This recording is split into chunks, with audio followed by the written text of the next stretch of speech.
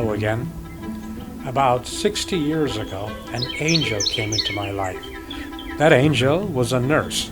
Her name, Val Murray.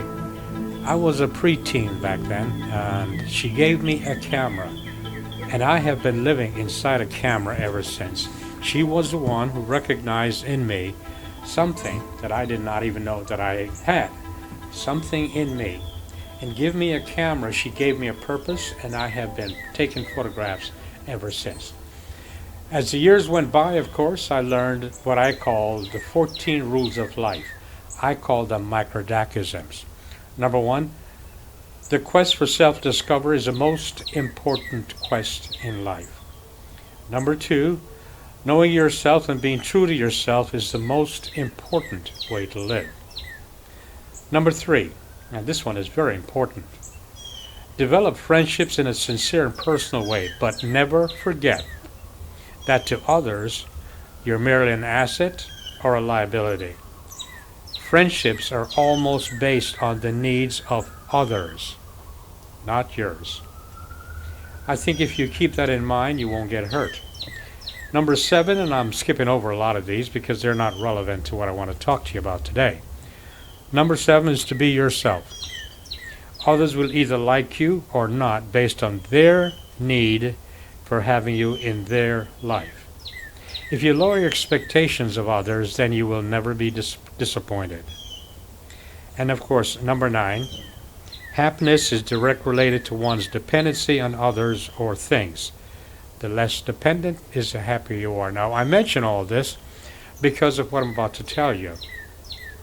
In my opinion, shooting pictures is one of the most important things that I can do, something that I do often, as you can see. The other thing is this, knowing what you want to do with your life early enough in your life almost always guarantee your happiness. The problem is when you don't know and you have no other choice but to listen to other people. You have to listen to other people because you're not aware of what you want to do with your life. Here's the thing. In my opinion, they are either salespeople, people who have made it their job, their profession to sell things, or they're creative people. Now, there are others, of course, but those are the two most important type of people in the world. Those who sell and those who create. In my opinion, just my opinion, of course, you have people who are very good at creating something. Musicians, writers, photographers, cinematographers, engineers, engineers, and so on. These are creative people, and as a rule, they're not usually very good with people because they are so focused on what they're doing. And then you have the other type, that is those that are gregarious, they're outgoing, they love people, they are really the ones that are always smiling, always happy. You really cannot do anything to them to make them unhappy. These are the ones that make very good salespeople. Let's face it, the last time you purchased anything, weren't you sold that thing rather than you deciding to get that thing? Take a car, for example. Chances are you were sold the car by a salesperson that you trusted and liked. Isn't that so? The way it is. In my opinion, if you're in school right now or you're between jobs and you're trying to decide, what am I going to do?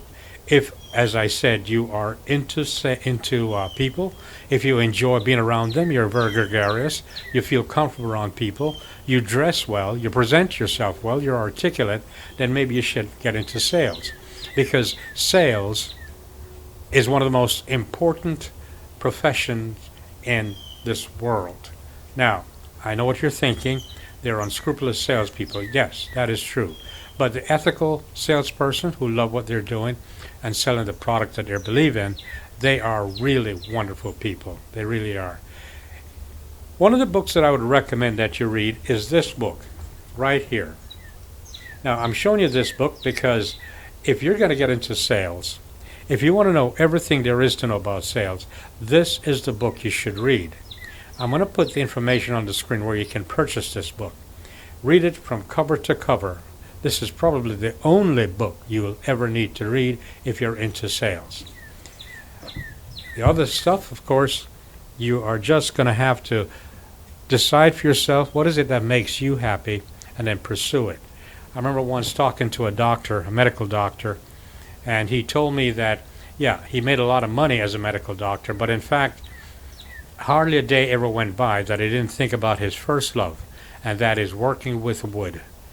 Somehow, he became very wealthy. He went through the divorces. He had the big houses. He had everything, except, of course, what he really wanted to do, his passion. He said he wished he had pursued working with wood, because in the end, the things that you have cannot replace the desires that you covet. Anyway, as for me, I love photography, and one of these days, I'm hoping a salesperson will come to me and says, look, you do what you do. You keep taking pictures, and I will do what I do. I will sell your pictures for you. And that will be the ideal marriage, really. I don't like to talk to people. I'm not very comfortable with people.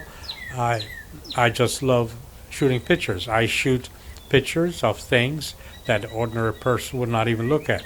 The weeds in my backyard, for example. So now you know. If you want to pursue a profession that you can make a lot of money at, choose sales. I mean, let's face it.